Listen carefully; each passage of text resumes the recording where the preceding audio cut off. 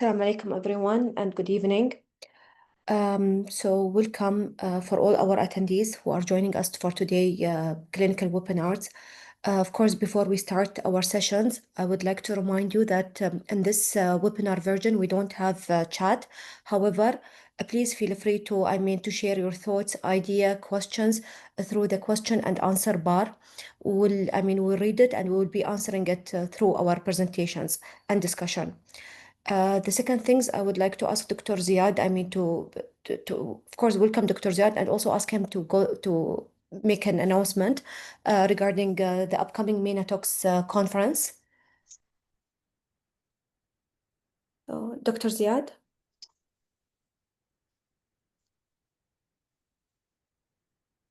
Okay, so maybe Dr. Ziad is busy.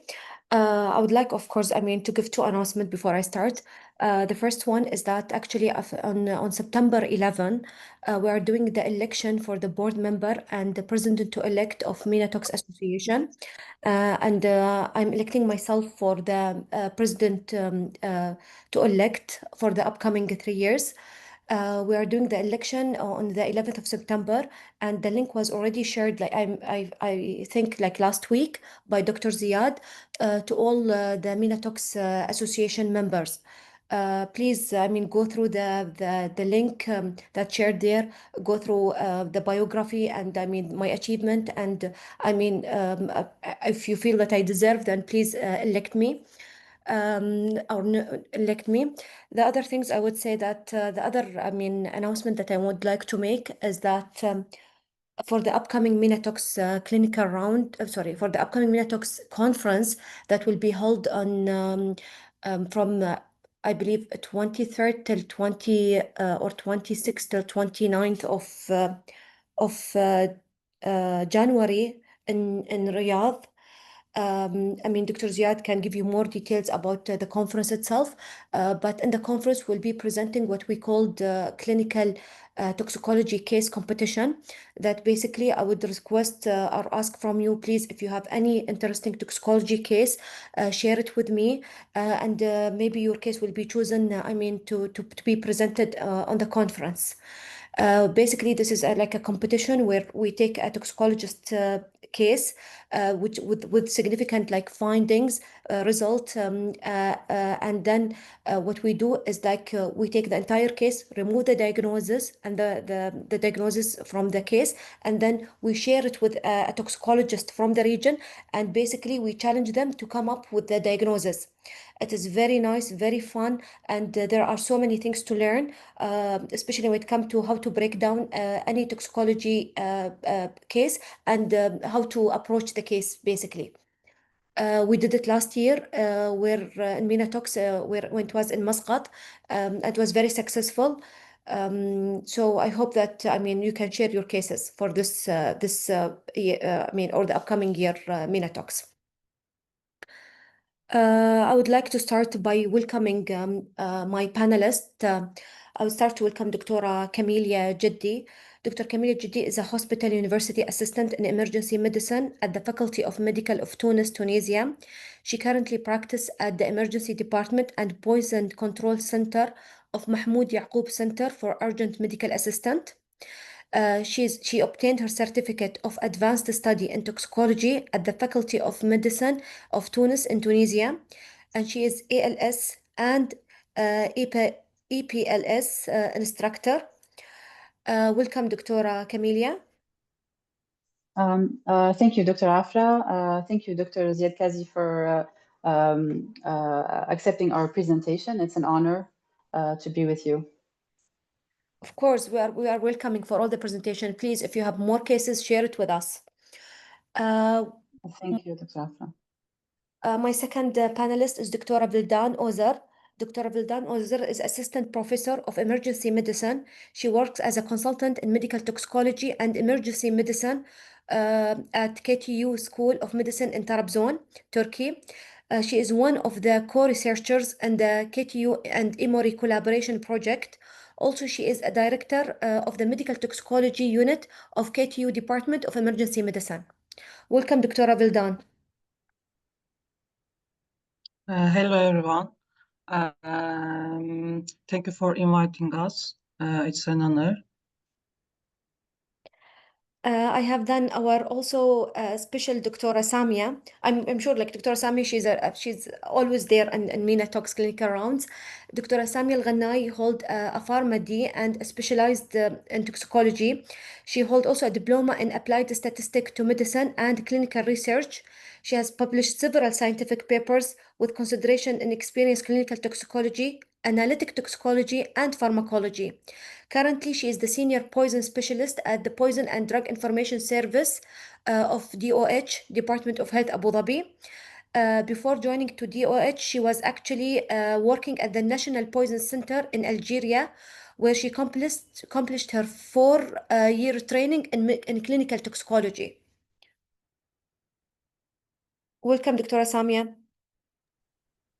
Thank you so much. Thank you so much for having me here. Thank you. Before I start, I'm going just to share our presentation, and then of course start introducing our presenter.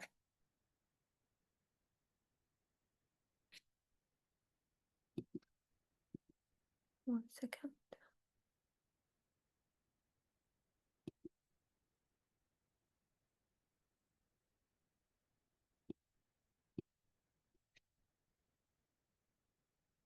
I'm sorry, I'm just a little bit lost with the technical issue. Dr. Ziad, if you are around. Okay.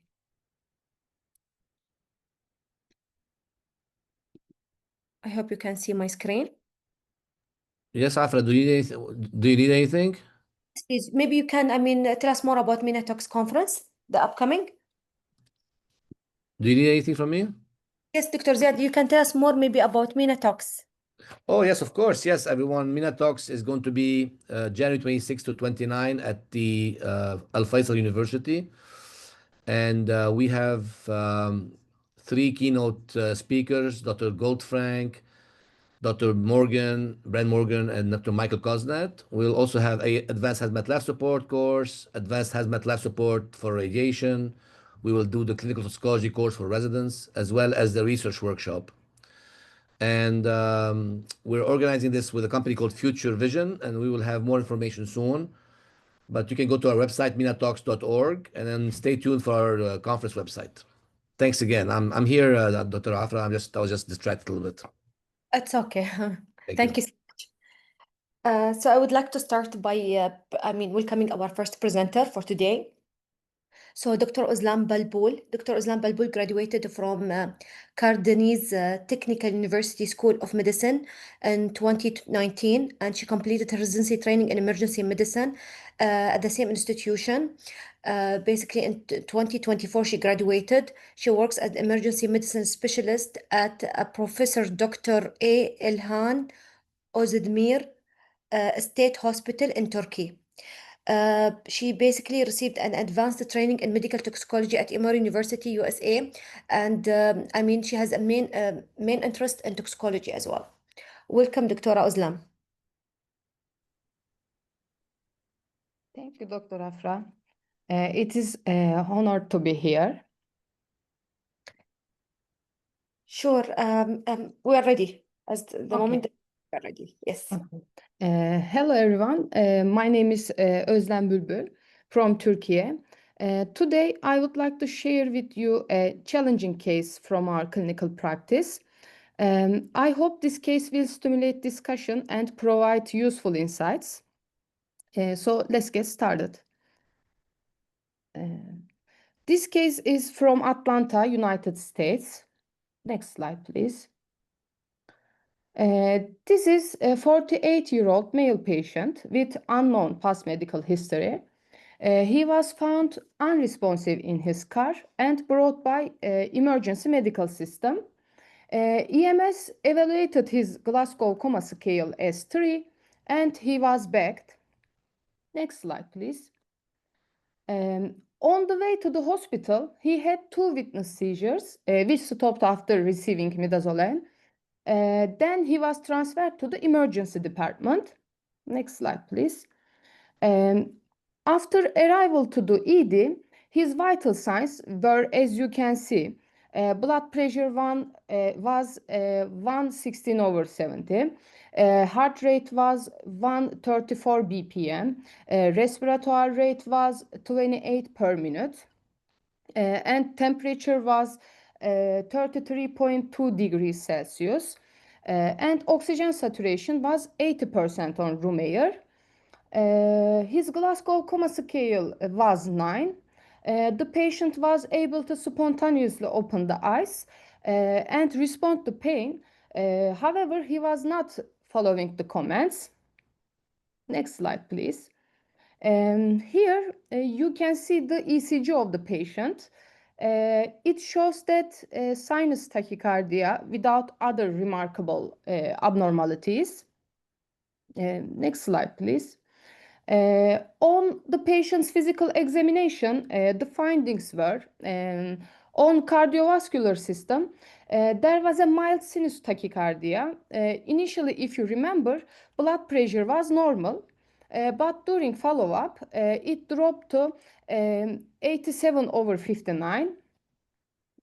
On neurological examination, the pupils were equial, round and reactive to the light. There is no meiosis or mydriasis.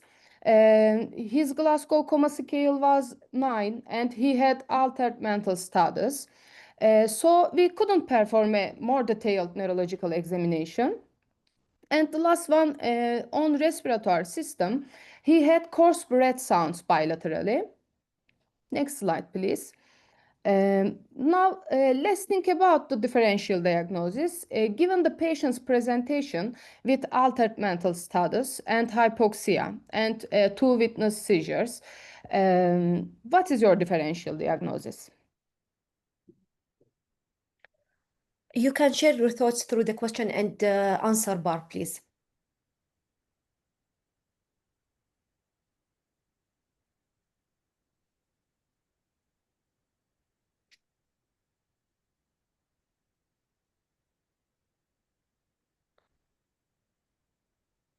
I don't see any comment. Maybe I can like describe to them, so maybe they will have some suggestion. TCA, we have one answer, TCA. Let's think. Maybe Yeah, thank you, Ozlem, for the presentation. It's a really truly dramatic case.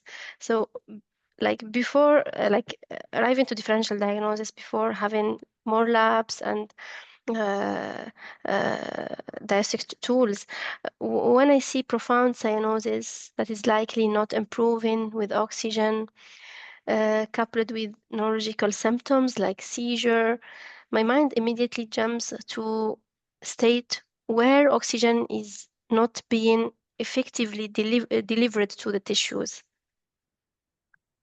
So even if it's in the lungs, maybe I can help them to. So this is like, yeah, methemoglobinemia, respiratory depression. We have some responses here. I can see another response. have somebody saying TCA and then Yeah, someone TCA, cyanide.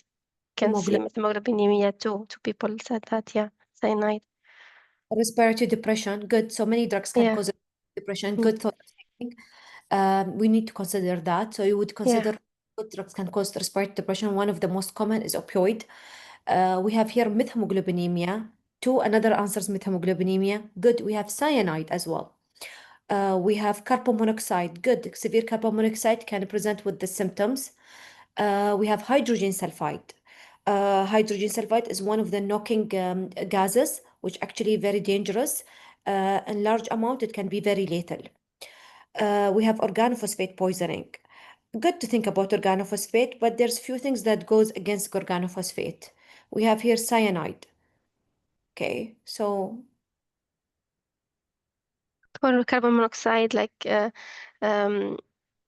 so if he was found in a car, so CO is a can't miss. yes, actually, I think one of the answers was carbon monoxide, which is good because basically he was found in a car. Good process of thinking. Anything else Okay, so just from the differential diagnosis, other than that, what about the approach to this patient? What would you consider? Well, how would you manage the patient?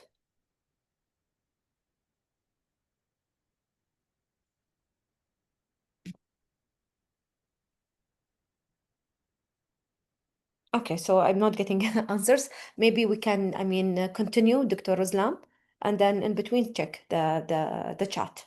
If we have more. Okay. So let's continue. On further physical examination, we observed severe cyanosis all over the face, as well as around and in the airway.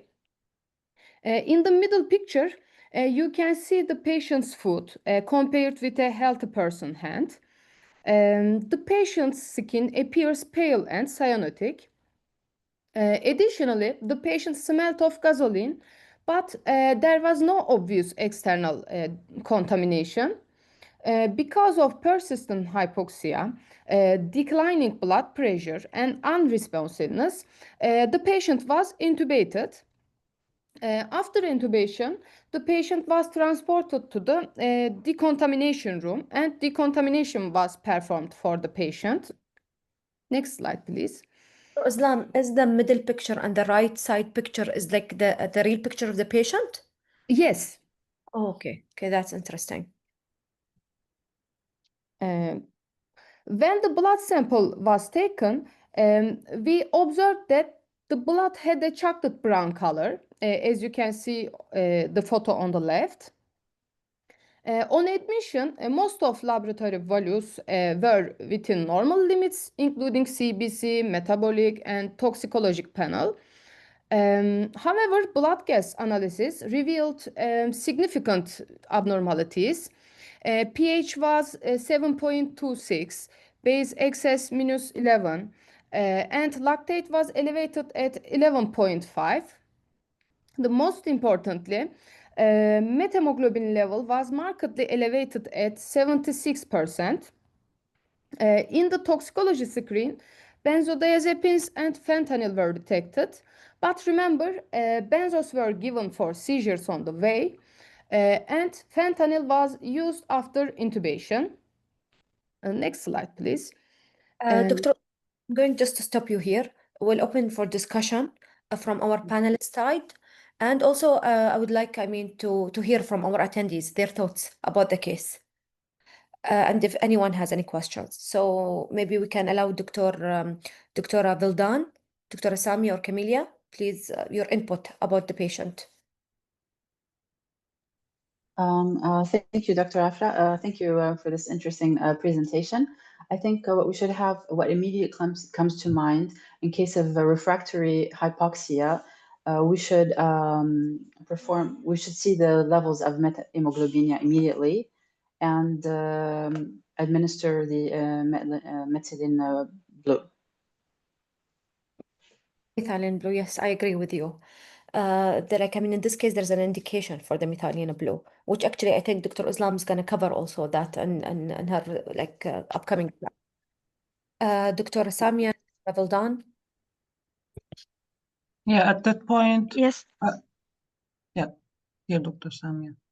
Yes, sure. Go ahead till then. Yeah, I'm here. I'm waiting. Okay, at that point, right, the patient's blue discoloration and the methemoglobin level shows us it's the case that methemoglobinemia. So we had to use methylene blue as an antidote if we have. But if we don't have methylene blue, we should consider something else. What else would you consider if we are in an institution without methylene blue? I will actually speak about something after Dr. Ozlem, but if we don't have methylene blue, actually first we have to think the pathophysiology, because all our antidotes, all our therapies is according to the pathophysiology. Should I explain something about that, Dr. Afra? Yes, please. Yeah. you know, each hemoglobin molecule contains 4 hem molecules, and each hem molecules have 1 iron atom. And it is in its normal state, the iron atom is in a ferrous state, and it can bind oxygen with this way. And after delivering oxygen to tissues, the ferrous iron is oxidized to the ferric form. And to bind oxygen again, it must be reduced back to ferrous iron. This reduction process mainly uses NHDH as an electron donor from glucosis pathway. And also another pathway our body uses, NHDPH as an electron donor, which is generated via the hexose monophosphate shunt. And this way is especially important for protecting our red blood cells from oxidative stress. We use this way mostly for protecting our RBCs.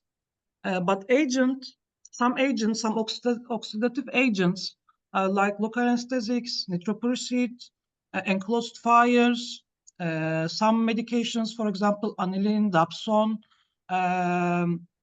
these are oxidizing agents, and these agents oxidize ferrous iron to ferric iron, and it causes methemoglobinemia. And when methemoglobinemia occurs, hem molecules doesn't carry oxygen. So at this point, our antidote methylen blue is reduced to leucomethylen blue, and methylene blue uses NHDPH to convert methemoglobin back to hemoglobin. So our primary antidote is methylene blue. But if we don't have methylene blue, I know some reagents don't have, we should consider maybe hyperbaric oxygen therapy if your facility has hyperbaric oxygen therapy, or some cases which people has G6PD deficiency, because in G6PD deficiency, methylene blue doesn't work. Actually, in these cases, methylene blue is not only effective, but also can worsen the condition, because methylene blue itself is an oxidative agent. Actually, when it turned leucomethylene blue, it's not oxidizing agent anymore, but the methylene blue itself, it's an oxidizing agent. And in G6PD deficiency patients, it can worsen the condition. So if you don't have methylene blue, or if your patient has G6PD deficiency, at that point you cannot give this patient methylene blue. Also, it doesn't work. So you need to consider exchange transfusion or giving ascorbic acid or HBO therapies at that point. Excellent, Dr. Vildan. It's a very thorough, explanation. Oh, you almost covered most of the, chat questions. Well, okay, so we can resume the presentation, and we will have more discussion ongoing. Okay. Okay. Regarding imaging, a chest X-ray and a supine abdominal X-ray were performed for this patient, and no acute pathology was identified. Additionally, a brain CT was obtained, which also showed no acute pathology. Next slide, please. We found that the patient's symptoms were caused by high methemoglobin levels. However, the underlying cause of the methemoglobinemia was initially unclear. During further evaluation, we found a receipt for puppers in the patient's pocket. On the receipt, the patient had purchased a product called Liquid Super Rush. And when we investigated the product, we learned that it is commonly used by pupper users and contains isobutyl nitrate. Therefore, his methemoglobinemia was caused by isobutyl nitrate. Next slide, please. How did we manage this patient? As in every toxicology case, the management can be explained step by step. The first step is stabilization of ABCs and vital signs. The patient was in severe respiratory distress and hypoxia. That's why oxygen support was provided. The patient was also hemodynamic unstable. That's why IV crystalloids and vasopressor supports were provided. And finally, he was intubated. The second step is decontamination. Evaluation of decontamination is always essential. In our patient, there was a smell of gasoline. So decontamination was performed after intubation. And the third step is additional supportive treatment. After intubation, continuous infusion of fentanyl, propofol, and midazolam were started to provide sedation for this patient. And the fourth step is antidotal treatment. Because of methemoglobinemia, we administered methylene blue for the patient. The first dose was 1 mg per kg diluted with dextrose and given IV over 5 minutes. 30 minutes after the first dose, there was no clinical improvement. Therefore, we gave a second dose of methylene blue at 2 mg per kg dose. At this stage, we also administered ascorbic acid as an adjunct therapy. Next slide, please. So what happened after the second dose of methylene blue? After the second dose, his cyanosis improved, blood pressure stabilized, and as you can see in the photo, his skin color returned to normal. He was admitted to medical ICU. During follow-up, his vital signs remained stable, and his methemoglobin level gradually decreased, reaching normal values within hours. The patient was extubated and discharged on the third day. Next slide, please.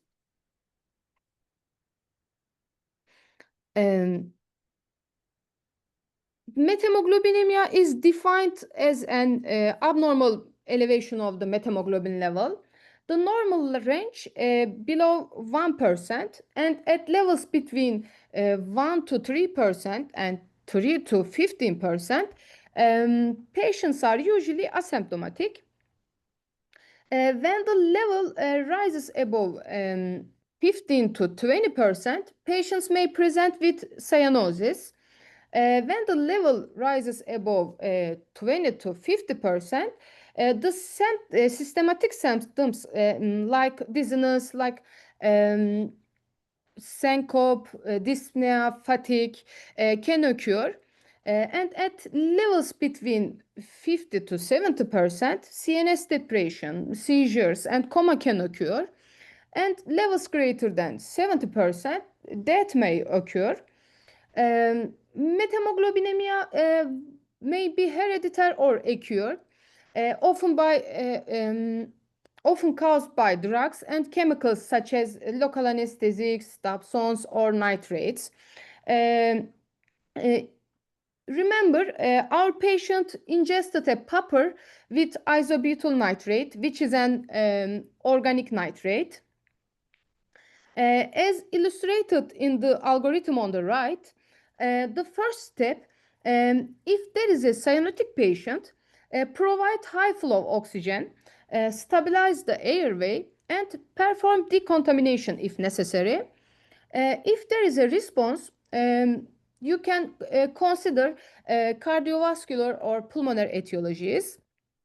If there is a no response, the next step is to check the methemoglobin level.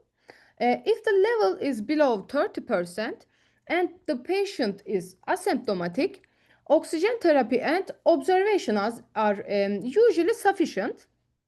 However, if the level is below 30%, but the patient is symptomatic, or if it is above 30%, regardless of symptoms, methylene blue should be administered at a dose of 1 to 2 mg per kg IV over 5 minutes. If there is still no clinical response within 30 to 60 minutes, possible reasons include inadequate dose of methylene blue or G6PD deficiency or hemolysis. According to the algorithm, in patients with G6PD deficiency, ascorbic acid can be used as an alternative or supportive treatment. In our patient, the first dose of methylene blue did not provide clinical improvement.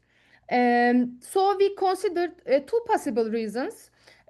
First one is the methemoglobin level was so high that the dose might have been insufficient, or the patient might have G6PD deficiency. Therefore, we administered a second dose of methylene blue together with ascorbic acid, and also ordered a G6PD level, which resulted at normal levels. The next slide, please. As a final point, I would like to briefly touch on puppers. Puppers, including compounds such as isobutyl nitrate, can induce methemoglobinemia. They are often marketed under names like Rush or like Everest, and are widely available in small bottles, as shown here. In our case, the use of isobutyl nitrate containing puppers was the key factor leading to severe methemoglobinemia and ultimately to the patient's presentation. So to conclude, methemoglobinemia, although rare, should always be kept in mind. Thank you very much for your attention. That's all. Thank you, Ozlem. Thank you for the great presentation and thorough explanation. I just have one question for you. Was this like an accidental over ingestion, or it was like a suicidal attempt for this patient? It's unintentional inhalation. Unintentional. Yeah. So basically, when you send me this presentation and this case, for me it was the first time to hear about poppers, and I read about it. So from my reading, it turned that poppers basically it's a substance of abuse, and basically it gives some kind of vasodilatation with some kind of euphoria. Interestingly, don't ask me how, but it is mostly common used with the people who are homosexual. It's common that to be like abused in this population. So this was my reading, and usually with small like amount of inhaling this substance, it's not supposed to cause methemoglobinemia. But I'm assuming that the patient inhaled large amount. That's why he went to methemoglobinemia. The other things that I want to emphasize, because time is running out and we will have to move to our next presentation. But before that, I would emphasize on one thing. Remember that this case actually was like brought to us from US. So remember that to some extent our population is different. In Middle East, G6PD is very common, very common. Like you will have so many like people around us with G6PD deficiency. Of course, it can vary depending on the percentage of the deficiency. So I would say always when you have methemoglobinemia, it's very important to send for G6PD before administrating methylene blue. One thing, and why this is important, because as Dr. Vildan was explaining, that basically for methylene blue by itself, when you take it or administrate it in the body, it is by itself, it considered oxidizers. So it's oxidizer unless if it was converted to its active form, which it's called licomethylene blue. The licomethylene blue, it acts as a reducer, and basically what it does, it reduces the ferric form of the methemoglobinemia or the iron to ferrous form, the active form, and the hemoglobin.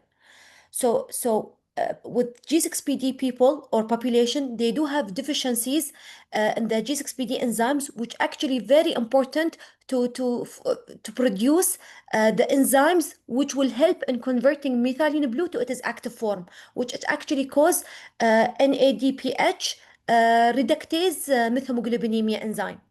So that's why it's very important either to send for G6PD test or to have a thorough history taking and ask the patient or the family member if you have G6PD. And the best way in saying it in Arabic اللي هو حساسية الفول. You say عندكم حساسية الفول? So they are aware about it. They will tell you that there's a medication or food type we are not allowed to take or to eat. So this is what I wanted to emphasize on. So maybe we just can touch base on some of the question. We have here somebody were talking about the exchange transfusion or hyperbaric. As we said, the answers was actually replied like alternative to methylene blue. So if you don't have methylene blue or contraindication to methylene blue, such as G6PD, then you can consider these. However, these have very poor evidence, but still theoretically, we assume that it can help.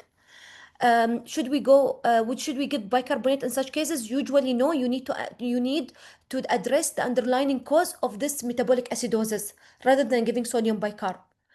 Unless if you think the patient is going to impending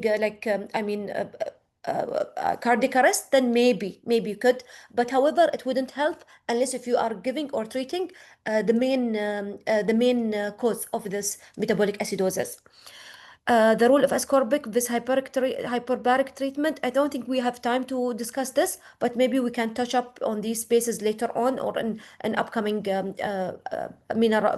Minatox rounds. We have from Dr. Afra, may I add some points? I know our time is limited, just a few sentences. May I mention some? I have some comments. Okay. Thank you. Okay, poppers cause smooth muscle relaxation.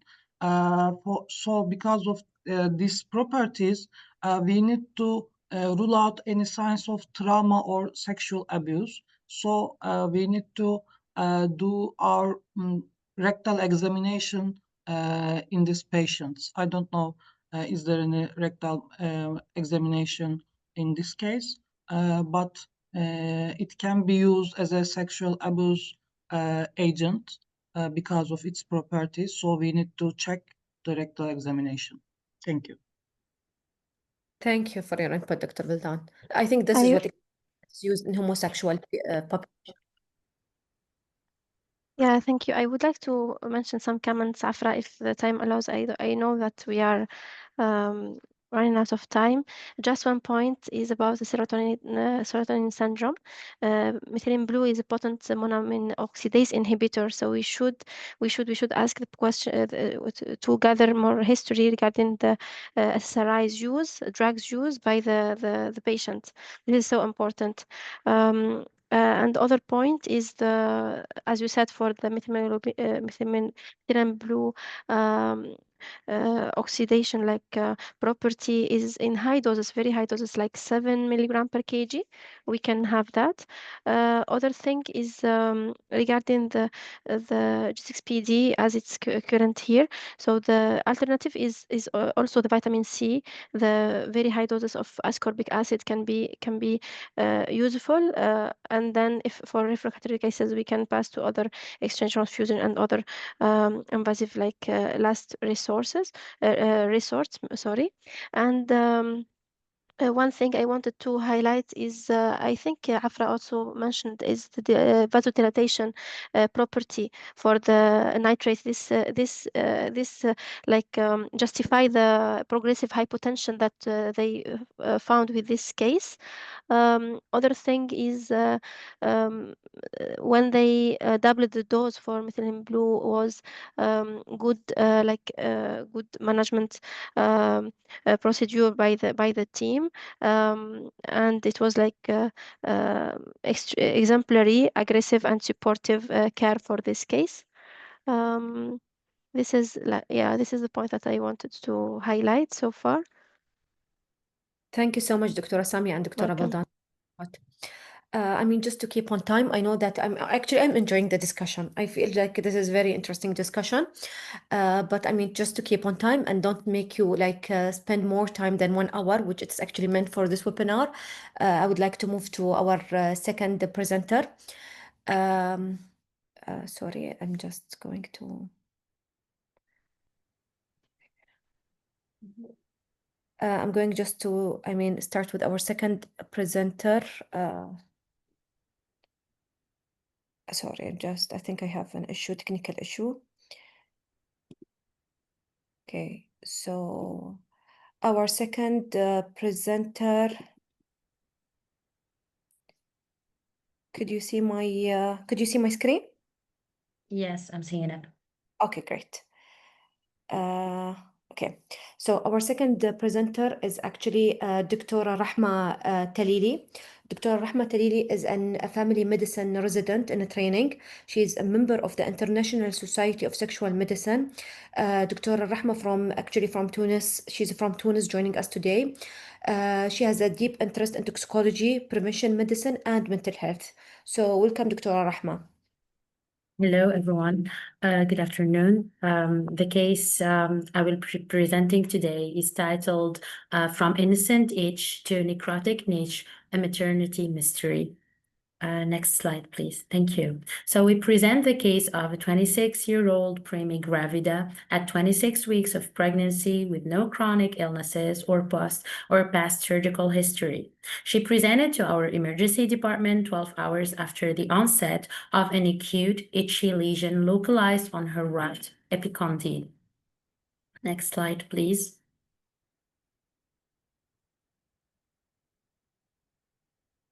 On initial examination, her vital signs were stable. Airway clear, respiratory rate 14 cycles per minute, blood pressure 112/94, pulse 88 beats per minute.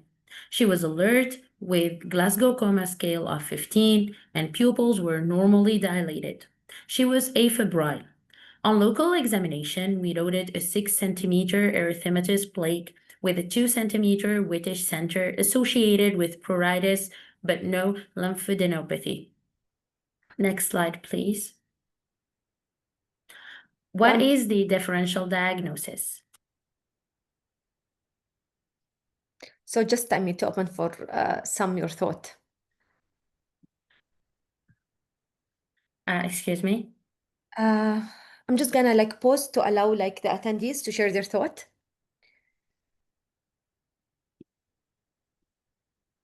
Give me your differential diagnosis for this. Okay, good. So we have here scorpion bite, snake's bite, spider bite. Okay, so give me non-toxicology related causes or differential diagnosis.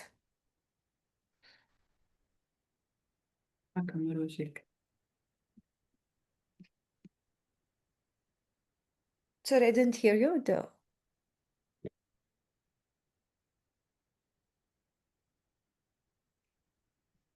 Okay. Okay, so maybe we can resume. Dr. Rahma? Okay. Yes.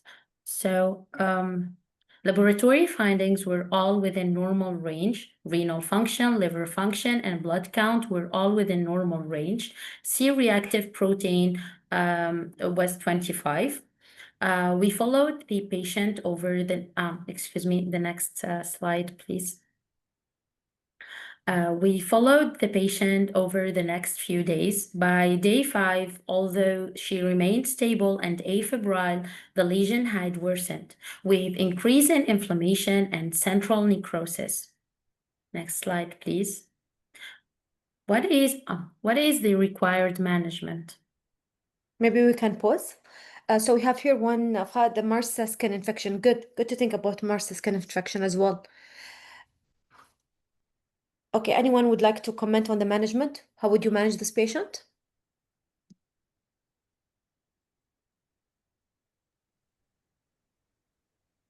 Okay, maybe we can resume. Thank you. Oh, Dr. Samia, yes, please. Yes, thank you. Thank you for this case. It's like a fantastic contrast to our first one.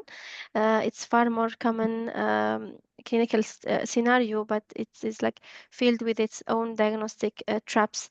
It came to my mind many like possible diagnoses as the attendees mentioned the MRSA as like it can be like great mimic to this skin lesion.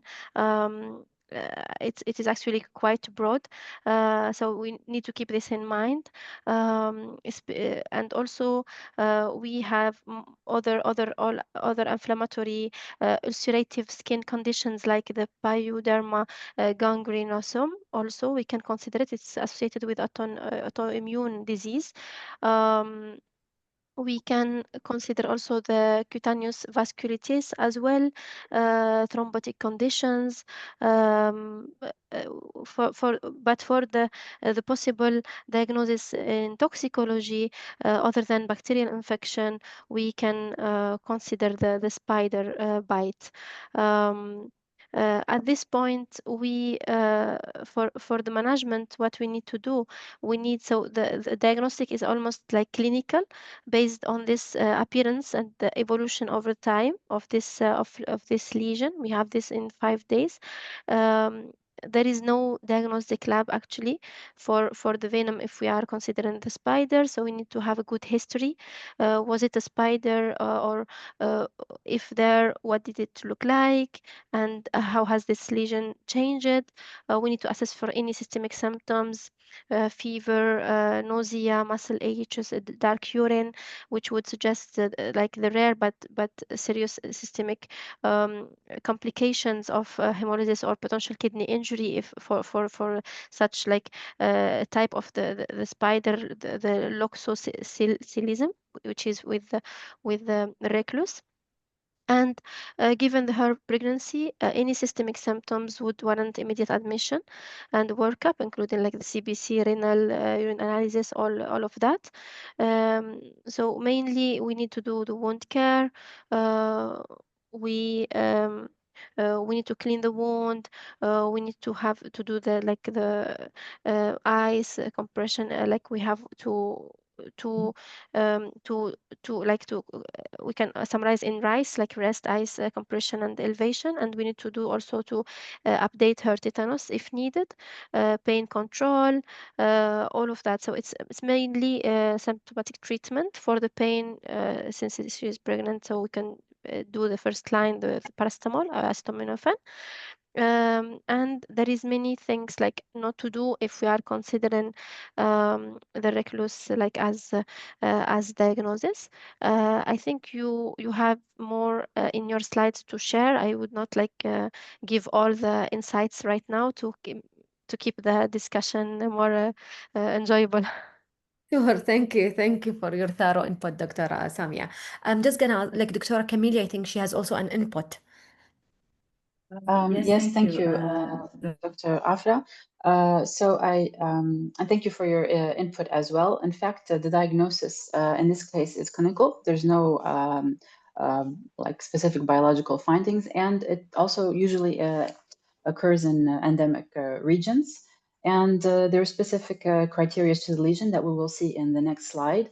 So this is, in fact, a case of luxoscelism, which refers to a set of cutaneous manifestations that are induced by a bite from a spider of the Loxosceles genus. It may be cutaneous or visceral. In this case, it's only cutaneous. There's no hemolysis. And the most common species in the Mediterranean, in Tunisia and specifically, is the Loxosceles rufescens. This spider is a small spider. It's measuring approximately 7 to 15 millimeters in body diameter. It can be identified by its specific characteristic, its morphology. In fact, it's also called a violin-shaped spider with 3 pairs of eyes. We will see in the next slide one of the pictures. And this species possesses, in fact, a cytotoxic venom. The venom quantity and composition vary with factors like the species, the size, the sex, the age. In fact, female Loxosceles spiders produce more potent venom than males, likely due to their larger size, causing greater skin necrosis and hemolysis. And in fact, this venom is a mixture of toxins consisting of proteins, glycoproteins, a low molecular weight peptide, and the key components are members of the sphingomyelinase D, which activate the complement endothelial cells and epithelial cells, as well as the endogenous cells, which can explain the hemolysis and induce the skin necrosis. So by activating the complement. There were a few reported cases in literature in the Mediterranean, one in France and another in Tunisia. And perhaps we can continue with the next slides before continuing discussion on management. If you like, we can further discuss management after the next slide. Rahma. So we can maybe resume and then, open for discussion, further discussion. So, Dr. Rahma? So the patient received symptomatic treatment based on analgesics and antihistamines, local care with sterile dressings and aloe vera-based soothing cream, as well as antibiotic coverage, including oral amoxicillin and topical fusidic acid. She was also referred to orthopedic specialists where necrosectomy was performed. With a favorable outcome. Obstetric ultrasound showed no abnormalities and the pregnancy remained stable. Next slide, please. This was finally diagnosed as a case of cutaneous loxoscelism due to a bite from Mediterranean recluse spider, Loxosceles rufescens. And these images are after necrosectomy done by orthopedics. So recluse bite, next slide, please. It is. Thank you. So recluse spider, yes. No, feel free to resume, please, yes. Okay. Recluse spider bites are often deceptive. They may begin as painless or mildly pruritic skin lesions, but can evolve into progressive necrosis. For clinicians, recognizing the characteristic necrotic plaque with a surrounding erythema is essential. This image is for a male specimen of Loxosceles rufescens, 15 millimeter in diameter, including the legs. Of course, yes, please, next slide. So recluse spider bites may present as initially painless skin lesions and that worsen over time. So looking for a central necrotic plaque, often with surrounding erythema and pruritus. Next slide, please. Of course, it is equally important to remember the mnemonic, not recluse, published by Stoker and colleagues in the JAMA Dermatology, which helps us avoid overdiagnosing recluse spider bites. Factors such as number of lesions, only one lesion is present, timing of ulceration, most bites occur between April and October. Red center characteristic bites will have a pale center area, usually flat, rarely more than 10 centimeter. Do not ulcerate until 7 to 14 days and do not exhibit significant swelling and do not cause exudative lesion and heal within 3 months. Thank you. So the management focuses on symptomatic therapy, local wound care, and in more severe cases, the use of antivenom, corticosteroids, or surgical management. Skin lesion and hemolysis was not in our case, so that's why we didn't use antivenom, corticosteroids, or the polyaminonuclear inhibitors. Symptomatic therapy like analgesics and antihistamines were used in our case. Care of the cutaneous lesion, a scar ulcer, was used in our case. Oral antibiotics, surgical management with necrosectomy, and supportive care for hemolysis, not in our case, with hydration, renal replacement therapy, packed red blood cell transfusion, and plasma exchange. Thank you. So one final note worth highlighting is the effect of pregnancy. Literature suggests that pregnant women may experience delayed wound healing, possibly due to hormonal or immunological changes. In fact, recovery in such cases may take 2 to 7 months, which emphasizes the need for close follow-up. Please, next. Thank you. In conclusion, the case illustrates the importance of clinical suspicion, so appropriate wound management, multidisciplinary collaboration is ensuring a safe outcome for both mother and child. Thank you very much for your attention. Thank you so much, Dr. Rahma, for this great presentation. I actually have a few questions for you. So I wonder, like, when this pregnant lady presented to your emergency department reporting this lesion, what was the history? I'm more like, curious to know. I mean, did she suspect that she got bitten by a spider?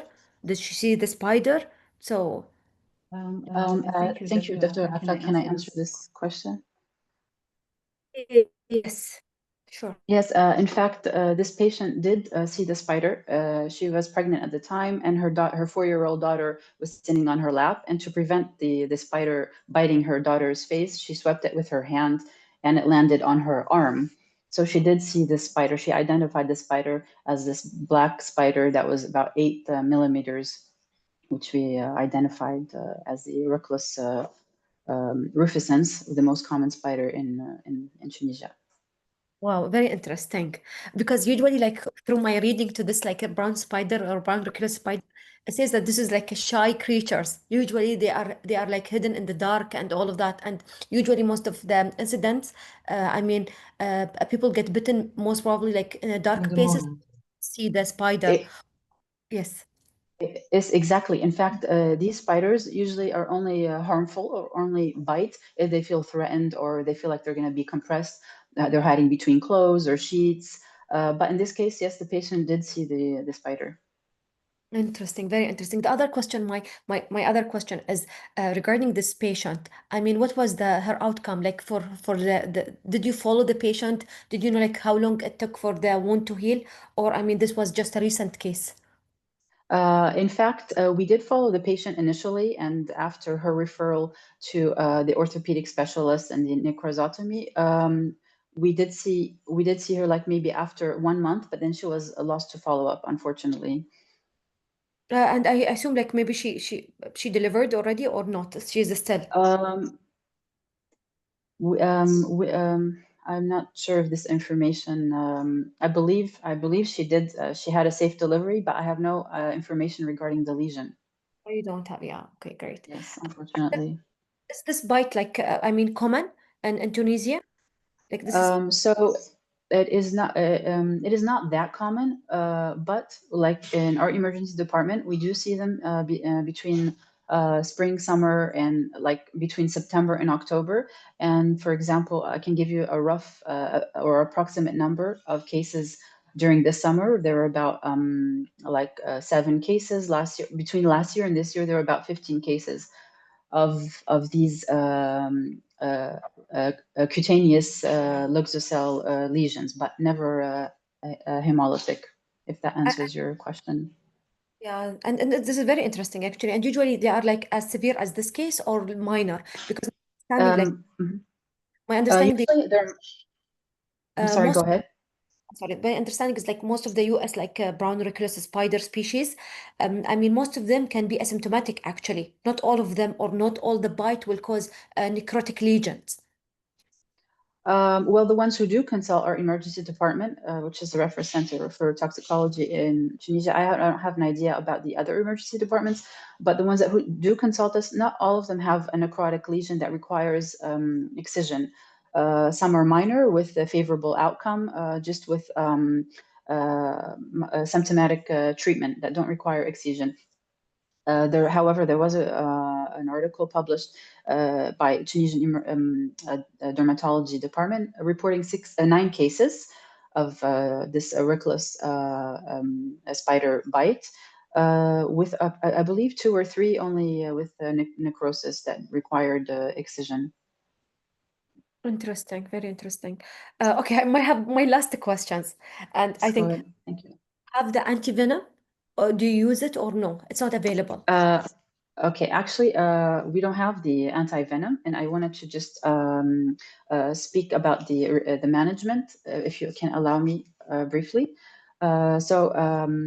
Regarding anti-venom, there's no clear guideline or consensus on the use of anti-venoms compared to scorpion or snake anti-venoms.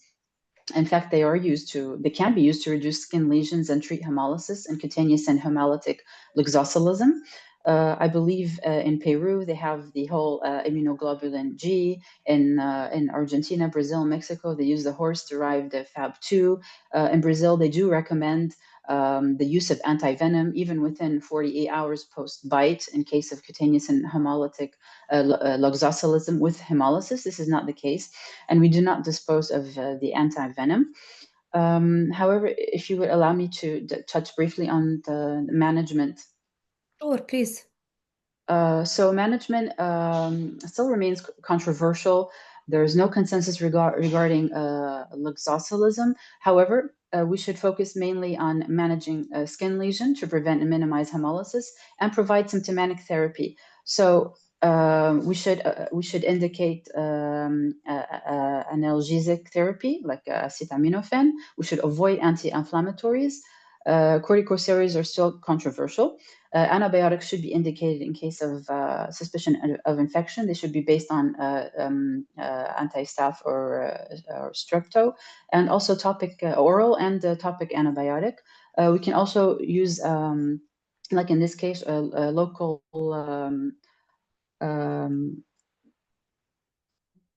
topic antibiotic or fusidic acid. And soothing aloe vera can be indicated. We would also like to specify that cases of, like, for example, a cervical region, bites in cervical regions should be considered severe, and that pregnant patients should preferably require hospitalization, because we believe that they're more fragile, even though there's no specific studies explaining why they could be more severe in female. There was one article that was published regarding 5 pregnant women with no fatal outcome. Excellent, very interesting. Thank you for your, contribution for the discussion. Just before I wrap up, I would like, to ask anyone of our panelists, if they want to add anything before we conclude our session. Afra, I want to add something about diagnostic testing. In Brazil, ELISA testing is used to detect the venom of brown recluse in wounds, but it is not widespread in our clinical practice. So I don't know how they do, but it is they use a diagnostic test because you need to see the spider to detect that it is a venom, it's a spider bite or not. So it's useful maybe. And the other points is maybe if you consume all your weapons in this war to treat this dermonecrotic lesions, maybe you can consider HPO therapy. I know as a guideline it's not recommended because the effect is not clear at that point. But if you consume all your weapons and if the necrotic lesion is still there, you can use HPO therapy, I think. HPO. Okay, great, interesting. Dr. Samia, would you like to add anything? Thank you so much. It was a great opportunity to hear from you, from Dr. Mariam, Dr. Dildan, Dr. Afra, from all of you regarding this case. It's so interesting. And also I wanted just to share that there is no like formal guidelines for pregnancy, like consensus for such cases due to limited data. So this case is one of the for the cases that we need to learn from. I think conservative wound care is entirely safe in pregnancy, and it's the most important since the venom acts mainly locally. And I think that the only risk for the fetus would be from the rare development of severe hemolysis or renal failure. This is the point that I wanted to mention. Other thing for the antivenom available, I think since it's available in the South America, since there is no like FDA approved or there is no antivenom in Africa or the Middle East, I'm thinking that just that having like antivenom needs more effort, like in regional species specifically, to be effective on the regional species. There is so I'm like there is no use to or benefit of using like an imported antivenom from the other continent. Other thing I wanted to share here is since it's very common in Tunisia and in North Africa, so I would love to read our guidelines, Mariam, in that you are mentioning, that you are using in Tunisia, for my curiosity. And thank you very much, all of you, for the presentations and the discussion. It was highly appreciated. Thank you. Thank you, Dr. Samia. Thank you to all our panelists and to our presenters for this great presentation and cases. Unfortunately, I will have to end our session today. We had already passed 11 minutes after our 1 hour session. So I hope I see you next month in our next webinar. And that's it. So, مع السلامة, everyone. Thank you. Thank you. Thank you, Dr. Afra. Thank you, Thank everyone. you, Dr. Afra. Thank you. Thank you.